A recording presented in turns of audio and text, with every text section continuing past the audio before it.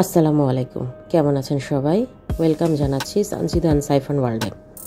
আশা করছি আপনারা সবাই ভালো আছেন, আমিও ভালো আছি আলহামদুলিল্লাহ। মহান আল্লাহ যেভাবে রেখেছেন, যেভাবে আছি আলহামদুলিল্লাহ সব কিছুর জন্য।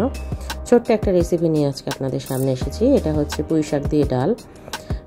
এটা আসলে আমাদের বাসা এবং আমার পরিবারে খুবই পছন্দ করে। মাঝে মাঝে আমি এটা খাই, তবে বর্ষাকালে যেহেতু পুঁই শাকটা টাটকা পাওয়া যায় সেই জন্য এই সিজনটাতেই বেশি খাওয়া হয়। পুঁই শাক আমরা বিভিন্নভাবে খাই, চিংড়ি মাছ দিয়ে খাই, পুঁই শাকের বড়া খাই, পুঁই শাক দিয়ে আমরা পাঁচমিশালি নিরামিষও দিই।